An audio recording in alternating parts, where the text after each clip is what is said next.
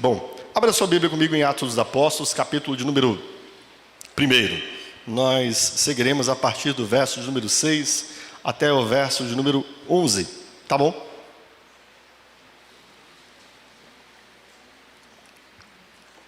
Antes de ler, deixa eu explicar onde nós estamos aqui.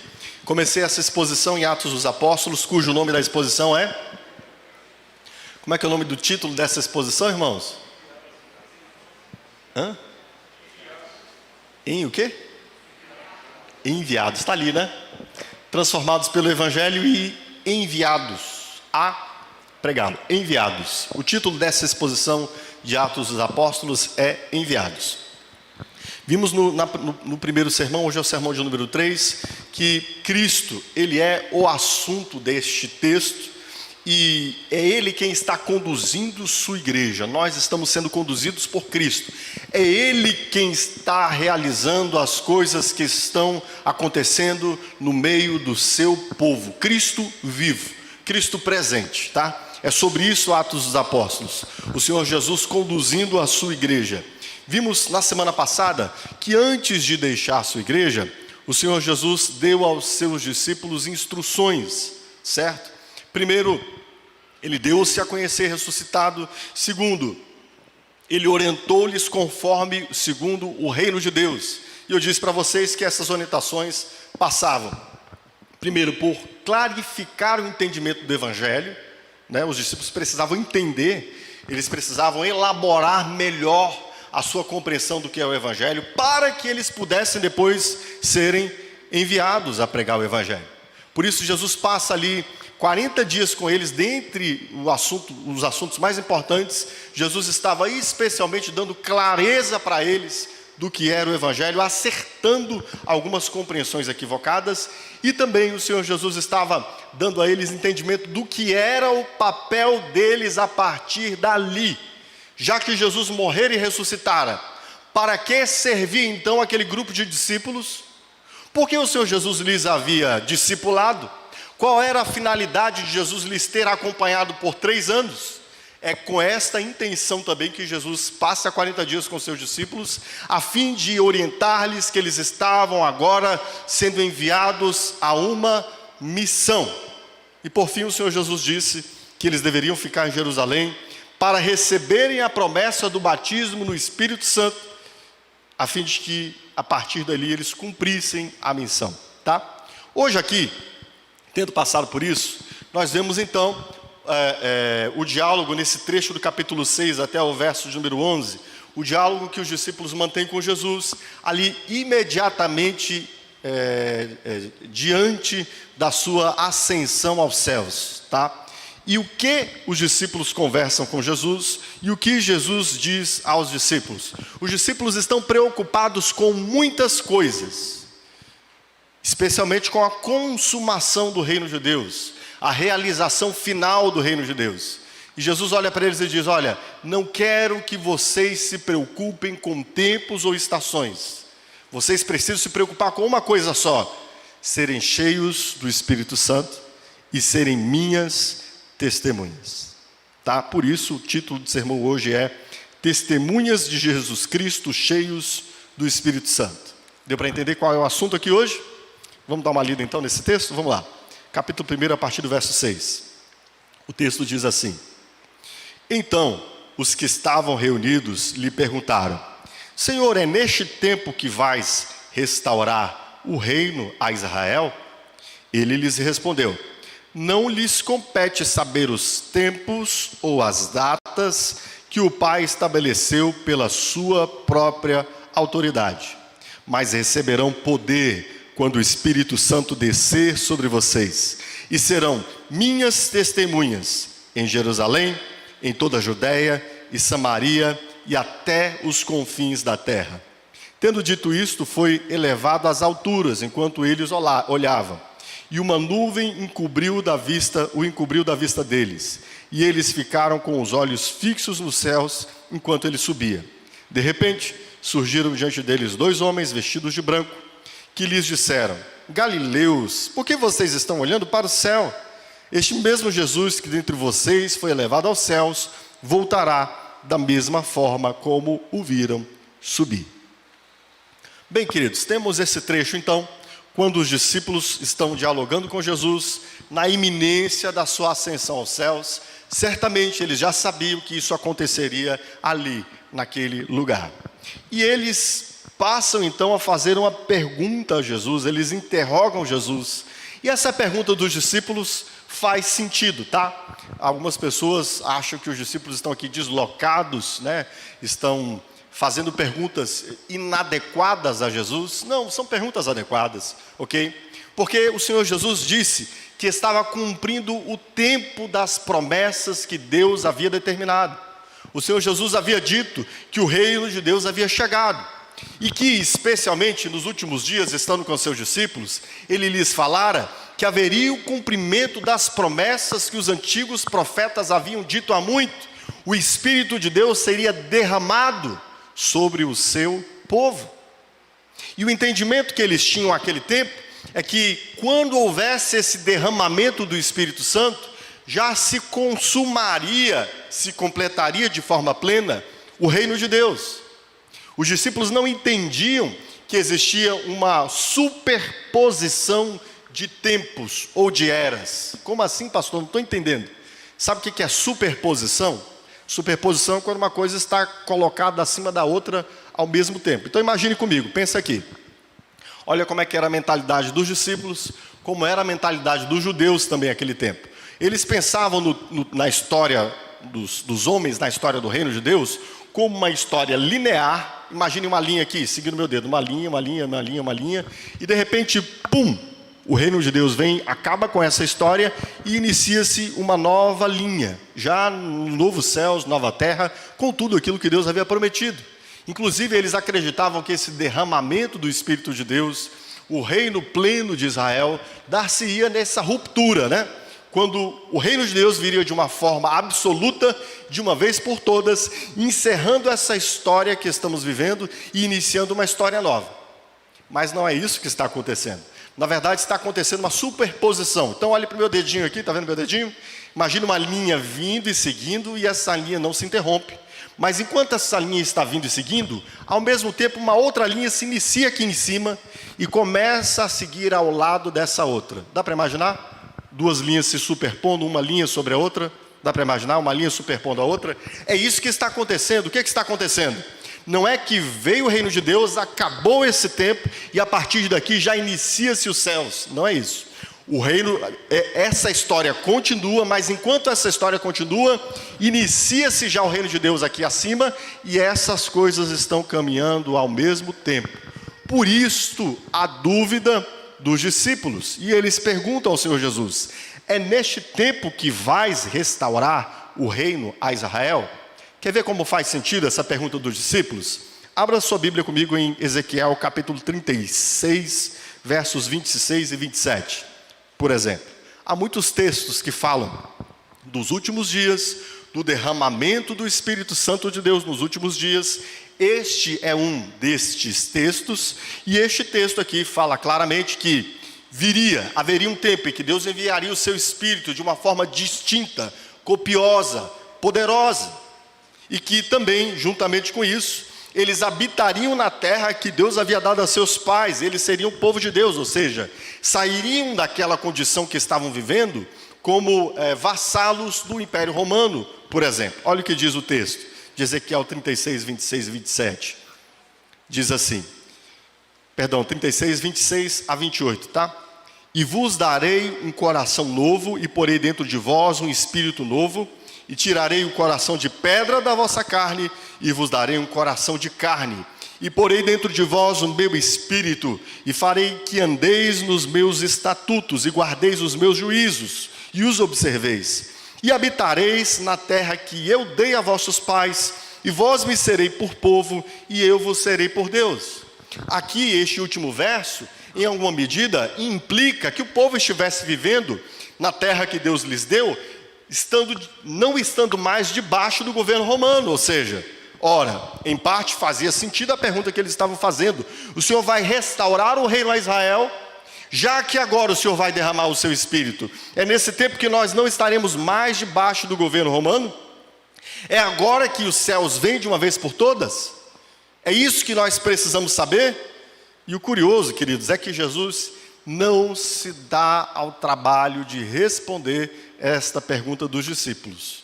Na verdade, aquela pergunta para eles era uma distração teológica. Você já teve distrações teológicas? Eu imagino que o que Jesus havia dito já deveria ser o bastante para que eles entendessem essa superposição. Mas eles ainda estão querendo saber, tá, Senhor, e quando é que o céu vem? Quando é que é a hora? Quando será a vinda plena do reino de Deus? E o que Jesus responde a eles, queridos? O que Jesus diz a eles? Não vos compete saber os tempos e as datas que o Pai estabeleceu pela sua própria autoridade. O Senhor Jesus está dizendo, não se distraiam com essas questões escatológicas, com essas doutrinas dos últimos dias, não se distraiam com a questão da marca da besta, não se distraiam em saber quem vai ser o último, quem é a besta sentada sobre o monte, e se vai ter, que tem 7 chifres, enfim, é um reino, é um império, é uma pessoa. O que é a marca da besta, pastor? A marca da besta é o cartão de crédito, pastor? É o chip, pastor? O que é a marca da besta, né? Antigamente eu me recordo que assim, quando me converti, a igreja estava numa de ensinar que a marca da besta ia ser o código de barra, né? O código de barra era algo há pouco tempo lançado, vocês que estão na fé aí, pelo menos na jornada que eu tenho, ou a mais jornada que eu, viram isso, eu li livros sobre isso aquele tempo atrás, tá?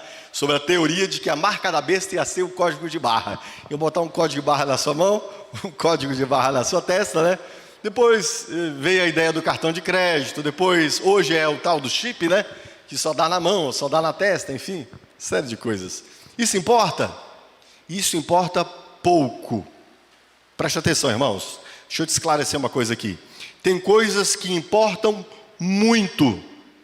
Tem coisas que importam pouco, tá?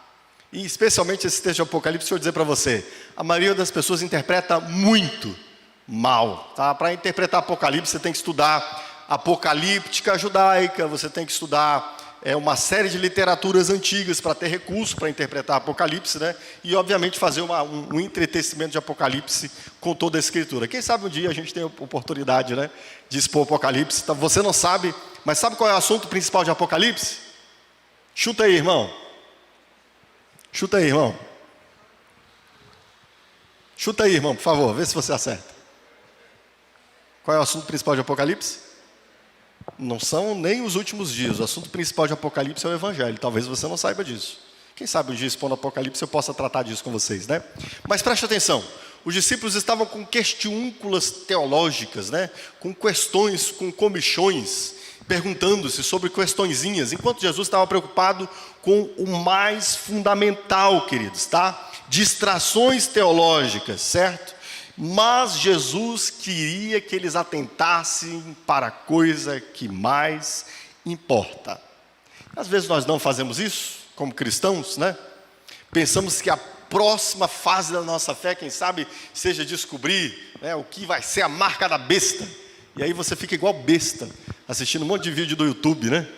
Ouvindo gente que não tem nenhuma propriedade para falar as coisas que está dizendo, de repente que disseram que tiveram sonhos e visões, e saem escrevendo seus sonhos e visões enfatuados, né? Você fica igual besta procurando saber o que é a marca da besta, né? Preste atenção, irmão. Eu queria que você entendesse uma coisa. Tem coisas na fé, irmãos, que são o núcleo, tá? Pense numa ideia de uma pedra que nós lançamos na água. A pedra não vai criando círculos concêntricos, um ao redor do outro. Pense em nós de uma árvore. Quando você corta uma árvore assim, no sentido horizontal, longitudinal, né? Você vê ali os nós da árvore, né? Sabe aquelas coisas que estão ali no centro? Aquilo é o que mais importa. Na fé também é assim. Existem as coisas que mais importam e que são densas e profundas, absurdamente densas e profundas, e que você precisa compreender melhor. E existem outras coisas que estão à margem, que até têm o seu lugar de entendermos e sabermos, mas não são lá tão importantes. Inclusive, nessas coisas que estão à margem, a gente pode até divergir, pensar diferente. Porque, por exemplo, alguns assuntos, falando aqui de escatologia, que é escatologia, pastor? É o estudo das últimas coisas, as doutrinas das últimas coisas. Falando, por exemplo, de escatologia. Existem alguns assuntos em escatologia que eu diria, dá até margem para que eu pense de um jeito e você pense de outro. E não tem problema. Somos cristãos e temos a mesma fé, tá? Por exemplo, algumas pessoas acreditam que o arrebatamento vai ser o que nós chamamos de pré-tribulacionista, né? O arrebatamento vai ser antes da tribulação. Outras pessoas entendem que o arrebatamento da igreja será depois da tribulação. Eu estou junto dessas aqui, tá? Eu não olho para a Escritura e consigo entender que haverá tem gente que diz assim, haverá um arrebatamento, e as pessoas que forem salvas do arrebatamento irão para Cristo, né? E aí Jesus vem, mas ele não vem de uma vez por todas, ele vai vir nos céus e ninguém vai ver ele, só quem vai ver vão ser os que serão arrebatados. Já fica confuso para mim aqui, dado que o Senhor Jesus disse que quando ele viria, o que aconteceria? Seria como um raio que sai do Oriente e se mostra no Ocidente, todo olho verá. Então eu fico confuso com esse negócio aqui. Aí dizem ainda que aqueles que ficarem aqui agora vão ser salvos pelas suas obras. Tem que morrer para ser salvo. Ora, até onde eu saiba, em Apocalipse é dito que desde Adão, todos que vão ser salvos serão salvos pelo sangue do Cordeiro, porque ele comprou com o seu sangue o homem para Deus de todo o povo, tribo, língua e nação. E aí depois diz que depois disso ainda haverá uma outra vinda de Jesus para instalar um outro reino. Depois uma outra vinda. E aí é muita vinda, aí eu fico confuso. Na Bíblia, para mim, isso é mais simples. Então, assim, mas tudo bem, vai lá, aqui não tem problema você pensar de modo diferente, mas não pensa sozinho não, tá? Procure estudar isso, tá bom? Então, nesses assuntos marginais, até não tem muita diferença a gente pensar um pouco diferente. Mas nos assuntos centrais, nucleares, o Evangelho, nesse Evangelho tem de haver uma só fé, entende? Um só entendimento. E estes assuntos são os assuntos que mais nós devemos nos deter. É isso aqui onde há aprofundamento na fé. É aqui onde você desce raízes. É aqui onde você você experimenta o poder do Evangelho que transforma a sua vida, nesses assuntos nucleares. E é exatamente isso que o Senhor Jesus está fazendo. Ele está retirando a atenção dos discípulos destas outras coisas lá. Não, vocês não precisam saber, vocês não saberão os tempos que o Pai determinou pelo seu próprio poder. E eu nem vou ficar aqui especulando com vocês, ou dando outras interpretações a vocês. Eu quero que vocês atentem naquilo que importa. Deu para entender isso aqui, meu irmão? Então, por favor, deixa eu te pedir um favor.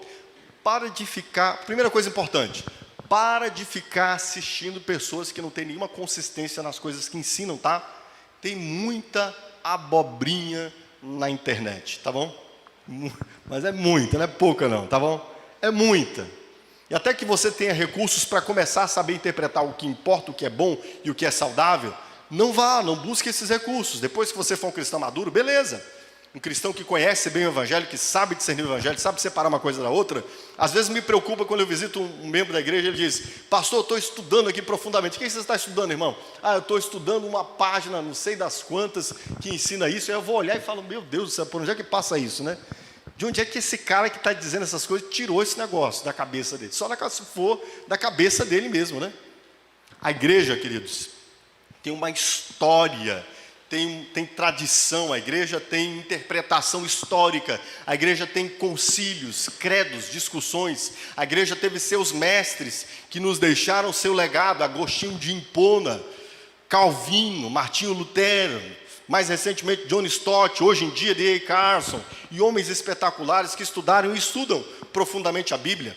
Como disse Isaac Newton, Isaac Newton disse de si, né, quando falaram de sua física, ele disse que só pôde fazer o que fez porque ele estava sobre o ombro de gigantes, ou seja, os grandes trabalhos matemáticos e físicos produzidos até ali foram o que permitiram que ele se assentasse no ombro desses homens e então a partir dali pudesse levar à frente.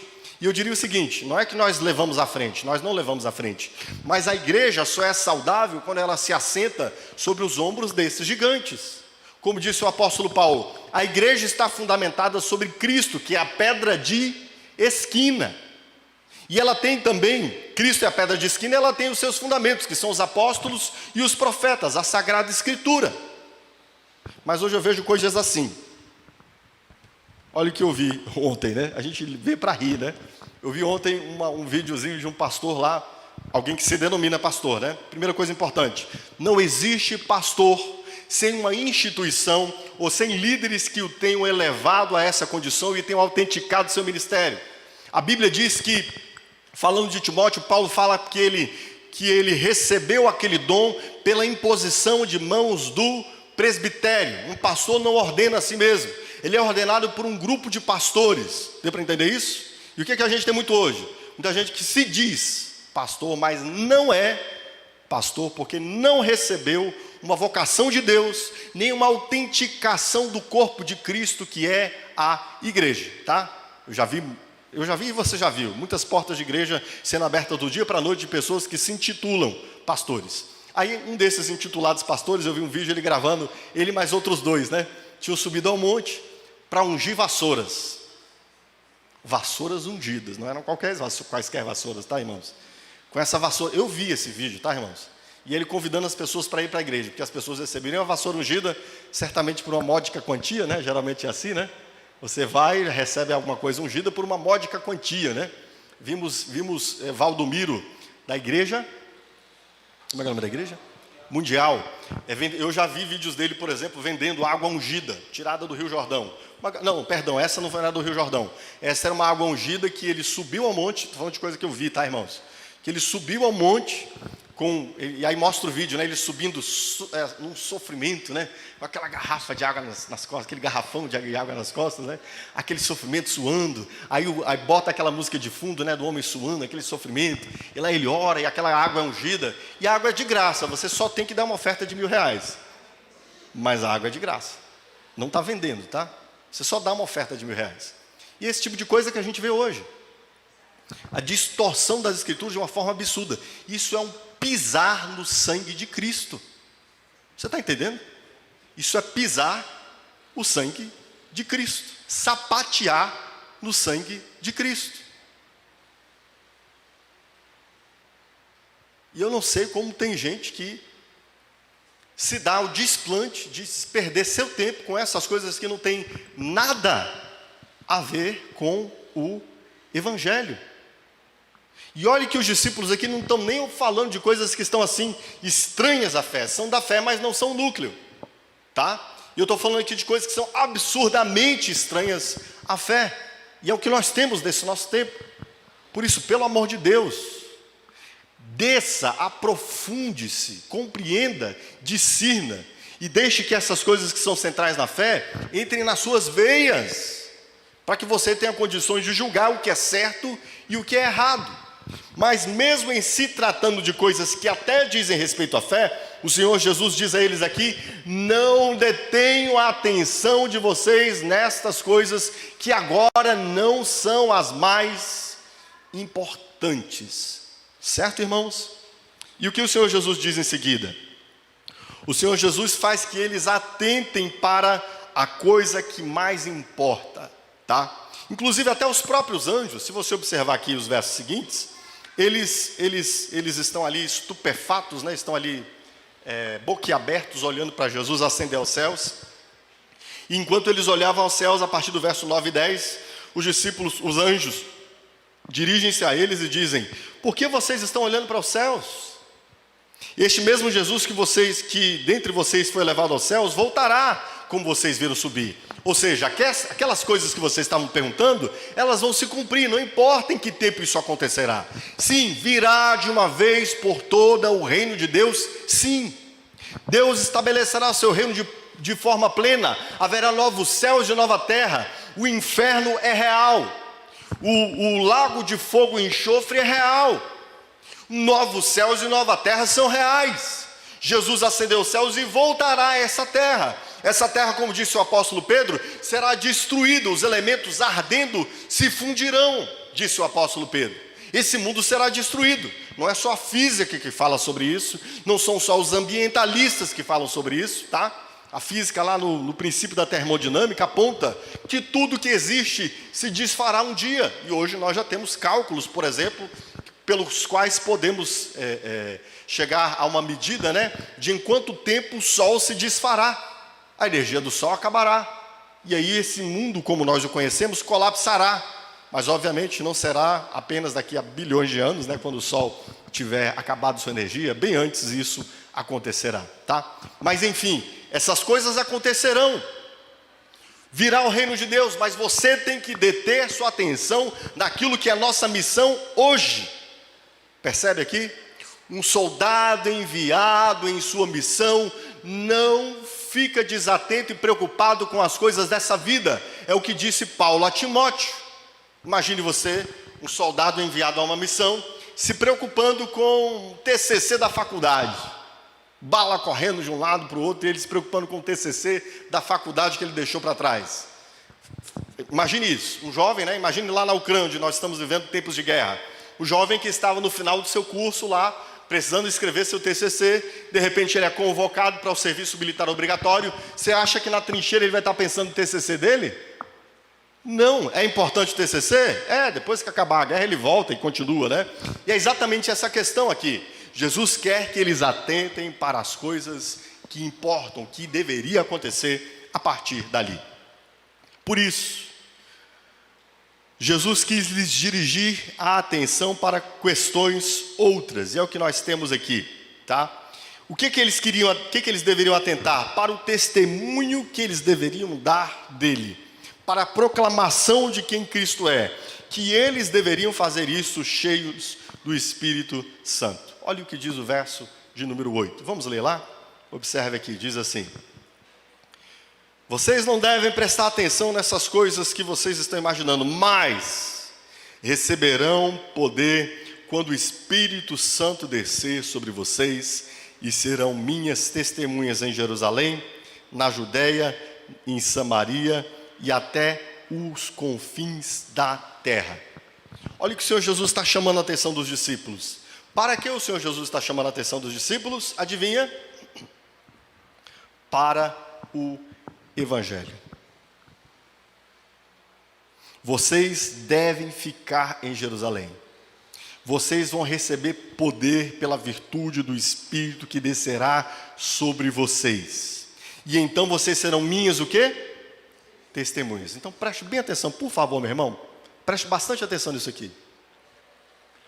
O Espírito Santo veio com a finalidade, especialmente de que os discípulos experimentassem a vida que é proposta no Evangelho de forma plena, a vida de estar com Cristo, de ter conhecimento de quem é Cristo e de experimentar Cristo, e experimentando isso eles pudessem dar o quê?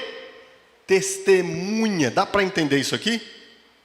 Tem gente que imagina que essa visitação poderosa do Espírito Santo veio para que nós tivéssemos um transe espiritual, né? Um transe, uma experiência arrebatadora, uma coisa que fizesse a gente entrar em catarse, né? Na psicologia, catarse é aquela experiência emocional quando você bota para fora tudo, né?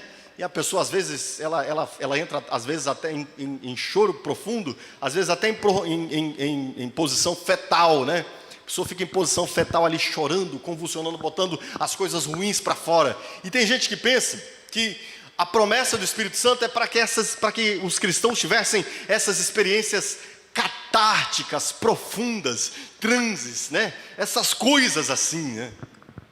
Tá, não vou dizer que não haja experiências profundas da fé, vou te explicar o que são essas experiências profundas. A gente tem uma jornada para chegar até lá, inclusive daqui a pouco eu vou tratar do capítulo 2 de Atos dos Apóstolos. Mas observe, eu quero que você atente para essas falas de Jesus aqui em Atos capítulo 1, verso 8. O que ele diz?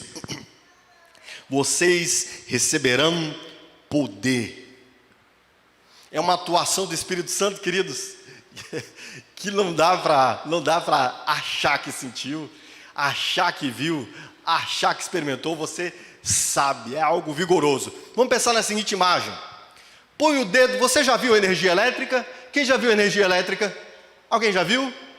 Sim ou não? Mas você já botou o dedo na tomada? Já pôs? Então você já sentiu. Você pode não ter visto, mas você sabe quando você sente, né? Você põe o dedo na tomada, dá treme de cima a baixo, né? Aquele negócio passa por você. É disso que o Senhor Jesus está falando. Primeiro, dessa experiência viva do Espírito Santo de Deus. É uma experiência viva sim, tá? Mas é uma experiência viva cuja finalidade é uma só: para que vocês sejam minhas. Então preste atenção, olha, se é para eu ser testemunha de Jesus, é porque eu vou experimentar Jesus de um jeito que talvez apenas o ouvindo, apenas nessa dinâmica aqui, eu não tenha experimentado. E aí outros textos da Bíblia nos trazem luz sobre isso. No capítulo 16, por exemplo, de João, nós temos o evangelista, o Senhor Jesus dizendo, o Senhor Jesus dizendo que ele enviaria o Espírito Santo, e o Espírito Santo faria o quê? Convenceria. Aqui fala de um convencimento profundo interno, da experimentação de um quebrantamento. Convenceria o homem do quê? Do pecado, da justiça e do juízo. Você tem ideia do que é ser convencido disso? Ser constrangido? Olhar para si e sentir-se pecador, imundo diante de Deus? Tem ideia do que é isso? Como isso é poderoso? É como enfiar os dois dedos numa ligação trifásica de energia. É como experimentar um choque passando por dentro de você. Entende? Você experimentar isso, o Espírito Santo faz isso. Ele abre os nossos olhos e nós nos vemos, irmãos, não assim bonitinho, cheirosinho, né? Cabelo arrumado, talvez nem tão bem cortado, a barba feita, né? Não, ele faz nós nos vermos imundos, pecadores, caídos, condenáveis, debaixo da espada do juízo, da ira de Deus. O que mais faz o Espírito Santo? Ele aponta para Cristo. Os holofotes do Espírito Santo estão dirigidos a Cristo. Nós nos reconhecemos pecadores e ao mesmo tempo Ele nos apresenta Cristo. Você viu Cristo? Quem viu Cristo? Fisicamente? Fomos testemunhas oculares? Nenhum de nós. Mas um dia eu vi. Eu vi, irmãos. No dia da minha conversão eu vi. Eu até então lia a Bíblia e achava legais aquelas histórias, via essas histórias como coisas que haviam acontecido há 2000 anos atrás, e estava tentando achar aqui alguma coisa que pudesse ser uma referência para a minha vida, tal qual tinha sido referência para a vida daquelas pessoas. Mas teve um dia que eu vi, irmãos, eu vi Cristo crucificado. Foi como se eu estivesse, como João, ali ao lado de Jesus, vendo ele ser traspassado, e eu descobri que era por mim. O Espírito Santo de Deus me fez entender que era por mim. E foi como se o sangue dele, ali depois de ter sido enfincado em seu lado com aquela lança, retirada a lança, fosse como aquele sangue estivesse sendo derramado sobre mim naquele momento. E aquela água que estivesse caindo do seu lado, me lavasse ali naquele momento. Eu não li a respeito disso. Eu vi pelo Espírito Santo de Deus. Sabe essa experiência? De ver, de experimentar? Aqui é a experiência disso que o Senhor Jesus está falando. Vocês serão testemunhas de mim. Ou seja, o Espírito Santo leva o cristão a uma experiência profunda de Cristo, da sua obra, da sua morte, da sua ressurreição, do poder que há naquilo que Ele realizou.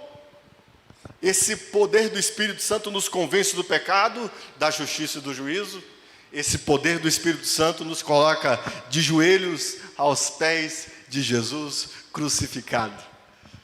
Irmãos, eu experimentei isso. Você experimentou isso? Estar aos pés de Cristo crucificado, ser banhado no seu sangue, e dali sair lavado e redimido e transformado. O poder do Espírito Santo, ele nos convence pecadores. O poder do Espírito Santo nos traz aos pés de Cristo. E o poder do Espírito Santo realiza isso que está em Ezequiel 36, 26 a 27, onde ele disse, eu já li com vocês: vos darei um coração novo e porei dentro de vós um espírito novo. Tirarei o coração de pedra da vossa carne e darei um coração de carne. Sabe aquele coração de pedra nosso, desobediente, incrédulo, infiel, que não vence, não rompe contra o pecado, a partir daqui, dessa experiência do Espírito, esse coração velho é retirado. E nós temos um coração novo colocado em nós. E aquilo que antes para nós era doce e prazer, agora se torna amargo e fel. O pecado se torna amargo e fel. Quem faz isso, irmãos? Isto é o poder do Espírito Santo de Deus. Entende isso? É disso que Jesus está falando. Jesus está falando, vocês receberão poder e serão minhas testemunhas. Uma experimentação mais plena, viva, copiosa da obra de Cristo. E Jesus disse, e vocês não apenas experimentarão isso, mas vocês serão minhas testemunhas. Testemunhas de quem, queridos? De Cristo. Então percebe aqui qual é a finalidade desse poder, dessa virtude, dessa vida? A finalidade desse poder, dessa virtude, dessa vida, não é um show pirotécnico espiritual. Eu sou espiritual, vejam como eu sou espiritual. Tá? Vou falar mais sobre isso lá em Atos dos Apóstolos, capítulo 2. Há muita gente hoje que apresenta essa obra do Espírito Santo como se fosse para pirotecnia, shows de fogos. Vejam como eu sou poderoso. Sintam o poder da minha capa. Receba aí, irmão. Não é para isso. Não é para pirotecnia, é para que sejamos testemunhas de Cristo. Experimentemos a vida que há no Evangelho, sejamos constrangidos por isso e sejamos testemunhas de Cristo. Há um poder do Espírito Santo sobre a vida da igreja. A igreja, vou falar mais sobre isso à frente, precisa experimentar ser cheia do Espírito Santo. Talvez você não saiba mais o que é ser cheio do Espírito Santo. Talvez essa tenha sido uma experiência lá antiga na sua vida. E quem sabe você hoje precisa se redirigir, se redirecionar e entender a importância de experimentar isso. Quando a gente olha para Corinto, a gente vê uma igreja cheia de pirotecnia espiritual, mas realmente vazia do Espírito Santo de Deus. Paulo vai lhes chamar de carnais. Vocês são carnais. E há muitos cristãos carnais que acham natural continuarem em suas vidas medíocres na fé, apequenadas na fé, apegados ao pecado, cheios de egoísmo, com uma aparência de espiritualidade, talvez, quem sabe, até em performances de dons espirituais, como aconteceu em Corinto, mas na verdade a vida daqueles cristãos, disse o apóstolo Paulo, era pura carnalidade. A diferença outra é ser cheio do Espírito Santo de Deus. Irmãos, olha que coisa doce faz a presença poderosa do Espírito de Deus. Lembra-se de João Batista? Cheio do Espírito Santo desde a sua meninice. O que foi dito a respeito dele? Você trará conversão dos pais aos filhos e dos filhos aos pais. Como assim? Olha o que o Espírito Santo de Deus faz: quebrantamento, reabilitação de laços, confissão, arrependimento. Por isso que eu disse que ontem, por exemplo, na reunião que tivemos no presbitério, que doce foi aquela reunião. Pedidos de perdão, choros, irmãos lavando os pés uns dos outros. Isso é esse cheiro, irmãos, da chuva do Espírito Santo de Deus. Você precisa experimentar ser cheio do Espírito Santo de Deus. Só é possível ser testemunho de Jesus sendo cheio do Espírito Santo de Deus. E aqui, queridos, nós vimos essa linguagem que o Senhor Jesus usa, dizendo que o Espírito desceria sobre eles e que eles seriam cheios do Espírito Santo. Eu queria que você entendesse que isso aqui é exatamente o que aconteceu com o Senhor Jesus. Lá em Lucas 3:22 é dito que o Espírito desceu sobre Jesus. Tá? Aqui está falando de uma experiência distinta. É claro que o Senhor Jesus, ele sempre teve o Espírito em si, mas ali no seu batismo há uma descida do Espírito para uma missão específica. E no verso 4, capítulo 4, verso 1 de Lucas, é dito que o Senhor Jesus foi cheio do Espírito Santo, voltou do Jordão e foi levado pelo Espírito ao deserto. Tá? Então preste atenção. Aqui nós temos o Senhor Jesus ordenando à sua igreja, no capítulo 1, verso 8 de Atos: vocês receberão poder quando o Espírito Santo descer sobre vocês. Vocês experimentarão como nunca estas coisas que aconteceram aqui. Sabe, essa experimentação de confissão e de arrependimento, essa experimentação de olhar para Cristo e vê-lo crucificado, essa experimentação dessa transformação que é operada em nós pelo Espírito Santo de Deus. E a partir daí, vocês serão poderosos em testemunhar a respeito de mim. Tem uma fala do Martin Lloyd-Jones, foi um importantíssimo, um dos maiores pregadores da história da igreja. Foi um importantíssimo pregador do século passado. Ele tem uma experiência que ele conta, que lhe chamou a atenção, de alguém que veio conversar com ele e disse que duas pessoas lhe estavam falando a respeito de algo. E uma delas falou como um advogado, mas a outra falou como uma testemunha. Olha que coisa curiosa. Martin Lloyd-Jones disse que ficou impactado com essa fala aqui, né? Uma coisa é falar de algo como um advogado, como um analista, como um especialista, como alguém que sabe detalhes, que sabe minúcias, que sabe convencer. Outra coisa é falar de algo como testemunha, experimentação. Entende isso? É disso que o Senhor Jesus está falando. Vocês serão meus advogados? É isso? Serão meus preletores? É isso? É isso que o Senhor Jesus diz? Serão os professores? É isso? Vocês serão o quê? Testemunhas. Experimentarão e contarão aquilo que viveram, viveram e experimentaram. Tá? Sim, o Evangelho é real. Sim, Cristo continua dando nova vida hoje. Sim, é possível nos sentirmos como aquela mulher pega em adultério. Imagine o coração daquela mulher diante de Jesus, do seu olhar santo e perfeito, constrangida pelo seu pecado. E também imagine ela ouvindo de Jesus: mulher, vai-te e não peques mais, os teus pecados estão perdoados. Você pode ouvir essas palavras de Jesus sobre si. Na verdade, você pode não, você deve ouvir. E quando experimentamos isso, queridos, aí, e só aí, nós temos condições de sermos testemunhas, por esse poder do Espírito, que nos revela profundamente Cristo, revela-nos o nosso pecado, transforma-nos e nos dá uma virtude para que nós comuniquemos com ousadia as coisas que vimos e ouvimos, as coisas que experimentamos. Não é a história de alguém, é a minha história. É a respeito daquilo que transformou a minha história, é a respeito daquilo que transformou a minha vida. Por isso é que nós podemos falar com autoridade a respeito de Jesus. Certo, irmãos? Amém? Então, é exatamente isso que aconteceu com Jesus, que é dito que acontece, que deve acontecer conosco em seu corpo, sua igreja, tá? É claro que ainda preciso falar bastante mais sobre o que foi a descida do Espírito Santo, o que foi Pentecoste, como nós devemos entender esse texto à luz da nossa realidade hoje. Mas aqui eu queria que você atentasse de forma clara para a seguinte questão, primeira delas: o poder do Espírito Santo não é para pirotecnia, não é para promoção espiritual de ninguém, não é para que ninguém se pareça mais espiritual que ninguém.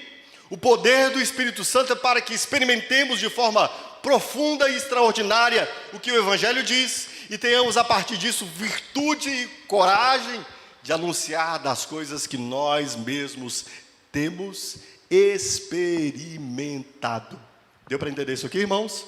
Inclusive Paulo corrige isso lá em Corinto, dizendo para os irmãos de Corinto que eles estavam completamente equivocados em se valerem de dons espirituais com a função de autopromoção para se mostrarem os poderosos. Não é esta a finalidade dos dons espirituais.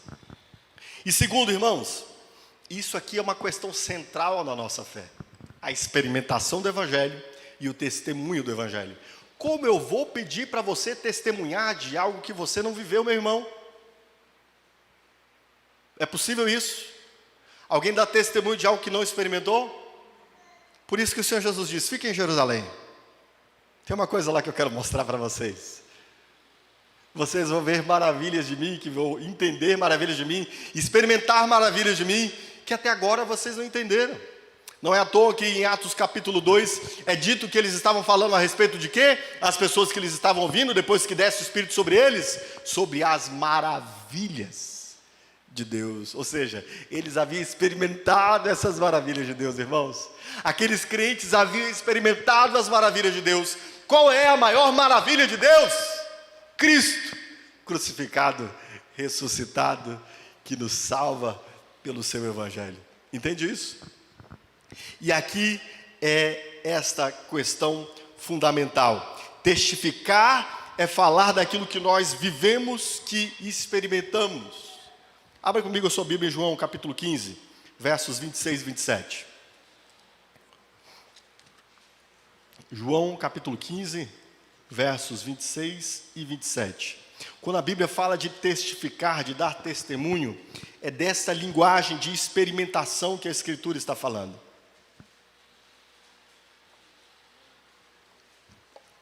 Olha o que o Senhor Jesus diz aqui, ele diz assim: quando vier o Consolador, que eu vos enviarei de junto do Pai, o Espírito da verdade que procede do Pai, ele próprio dará testemunho de mim.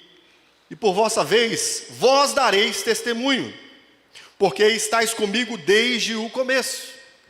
Ou seja, quem dá testemunho? Aquele que experimenta, aquele que vê, aquele que sente. É como a história que eu falei lá da energia, né?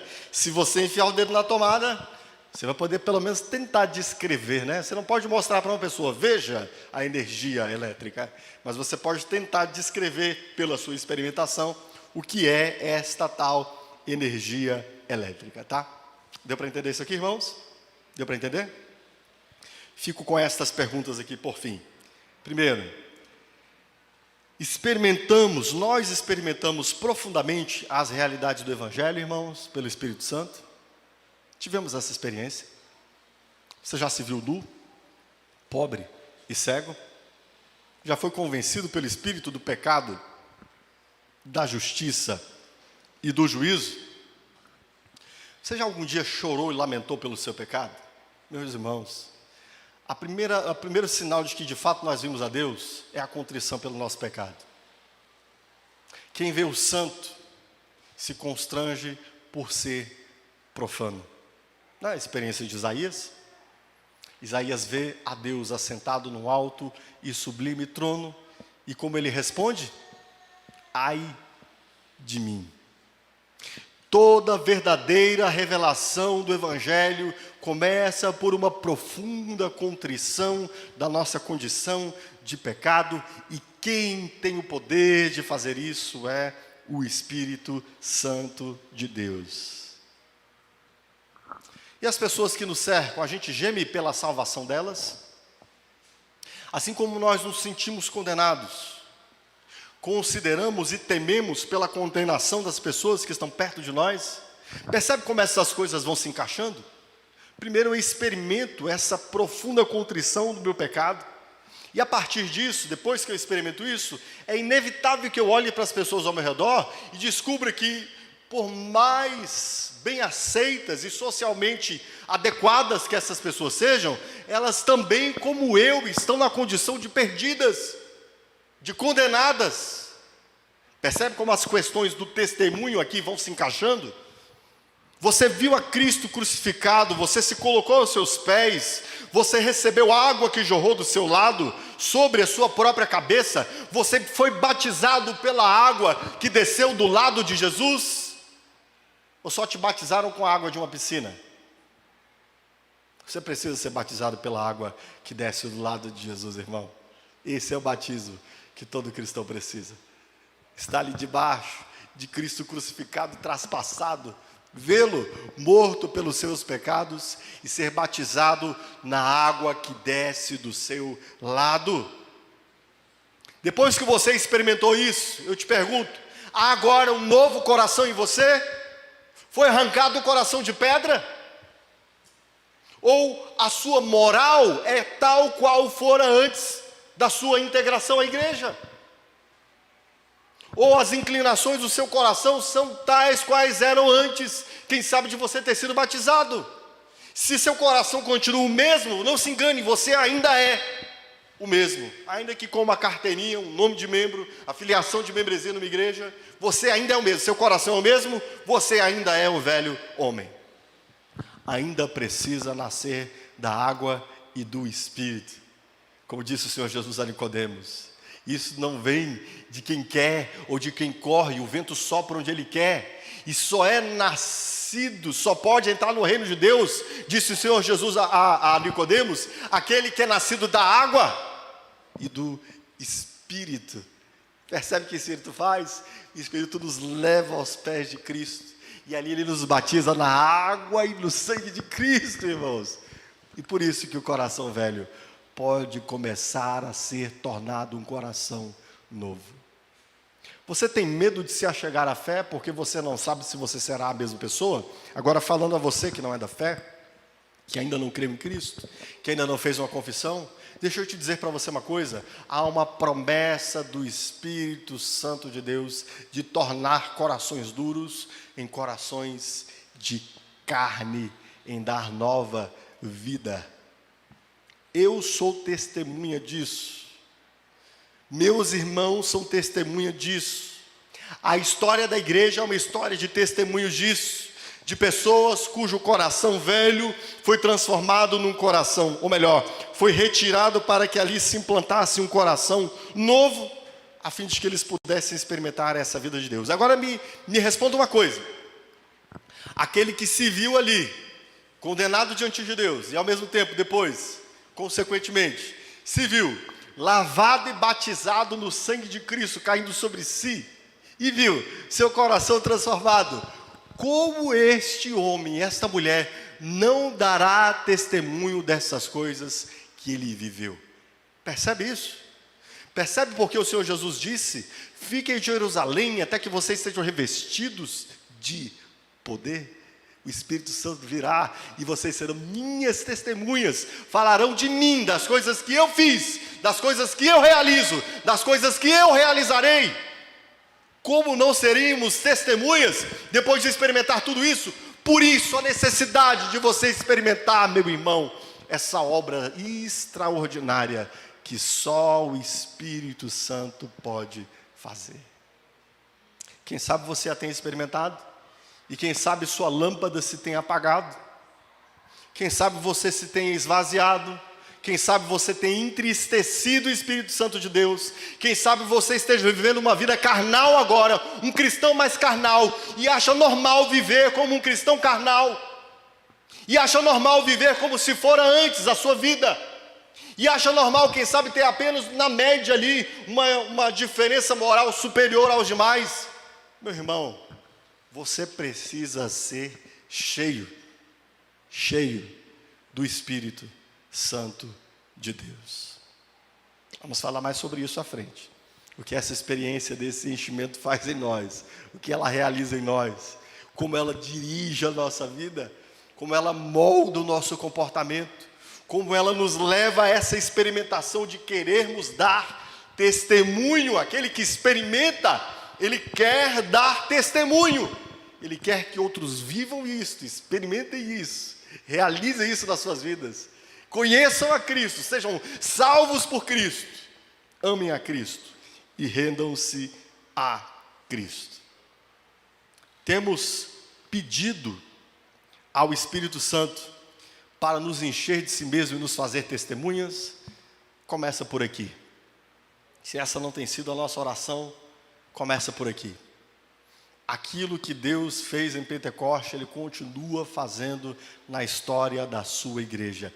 Por favor, se você ainda não conhece a Cristo, se você ainda não compreendeu o Evangelho, a fé vem pelo ouvir a palavra de Deus. Então, busque compreender o Evangelho, procure entender o Evangelho. Nós estamos aqui disponíveis para ensinar a você o Evangelho. É um curso para você entender o Evangelho. Ao mesmo tempo, estaremos orando por você, para que o Espírito Santo de Deus te dê discernimento, te dê clareza, te faça te traga a revelação para que você compreenda o Evangelho. E o Espírito de Deus faz isso. Mas será que eu consigo mudar a minha vida? Não, não consegue. Você não consegue. Mas há um Deus cuja mão é mão de cirurgião. E Ele corta o tórax, arranca o coração e põe um novo. Ele faz isso. Meu Deus faz isso.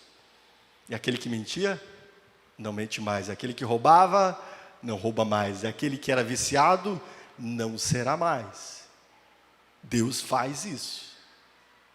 Agora você, meu irmão, falando a você, meu irmão, que quem sabe essa experiência do Espírito esteja distante, ou talvez seja só o conto de um livro de Atos, meu irmão, por favor, à medida que nós estivermos caminhando aqui por Atos, deseje, suplique, peça, Senhor, faz comigo também, Senhor, pede, sabe, você já pediu, você já orou, a gente vai olhar daqui a pouco o que os apóstolos fizeram antes dessa experiência graciosa, né? O que eles estavam fazendo, adivinha? O que eles estavam fazendo? O que eles estavam fazendo, irmãos? Aqui, ó. Era isso aqui que eles estavam fazendo, ó. Senhor, tem misericórdia de nós, pecadores, Senhor. Como nós poderemos viver uma vida cristã, Senhor, sem a presença doce e poderosa do Teu Espírito? Traz sobre nós a promessa que o Senhor fez aos nossos pais. Nós não queremos que essa promessa passe de nossa geração. O Senhor Jesus disse que Ele derramaria sobre nós. Derrama, Senhor, por favor, sobre nós. Era isso que eles estavam fazendo. Você consegue olhar para a história da igreja e ver alguém cheio do Espírito Santo de Deus sem estar de joelhos? Não. Quando eu olho para a história da igreja e vejo a vida de homens como Jonathan Edwards, como John Wesley, como Calvino, como Lutero, eram homens de joelho. Calvino subiu ao púlpito e sempre que subiu ao púlpito ele dizia: vem Espírito Santo, vem Espírito Santo, vem Espírito Santo. Porque esses homens viveram coisas extraordinárias, porque nós vimos o que vimos lá em Atos dos Apóstolos, porque aquela igreja suplicou e Deus respondeu. Você já teve alguma experiência dessa resposta da vida de Deus em você, pela súplica? Meu irmão, você precisa aprender a orar, precisa suplicar. Bom, mas esse é o assunto dos próximos sermões. Por fim, esse equívoco de movimentos espirituais que se desenvolvem na experiência desse enchimento espiritual com um fim em si mesmo, queridos, é uma tônica dos nossos dias. Como se ser cheio do Espírito Santo nós buscássemos essa gloriosa presença viva do Espírito Santo para apenas termos essa experiência. Não é nesse sentido que o texto é dito aqui. A palavra de Deus nos diz que nós experimentaríamos esse descer do Espírito, esse encher do Espírito com uma finalidade. Com a finalidade de sermos o que, queridos? Testemunhas de Cristo Jesus. Bem, quando você experimenta e vive essa dimensão graciosa do poder do Espírito Santo de Deus, esse lançar-se ao testemunho de Cristo é uma experiência, eu diria, consequente e, eu diria, algo que não se pode, é algo inevitável até. É inevitável. É inevitável que, cheio do Espírito Santo de Deus, você não queira dar testemunho de Cristo. Então, o que devemos procurar, pastor? Devemos nós apenas nos desafiarmos a sairmos da nossa região de comodismo para pregarmos o Evangelho? Tá, isso já é algum desafio, mas isso não basta. Você precisa ser cheio do Espírito Santo de Deus. Amém? Vamos nos colocar em pé.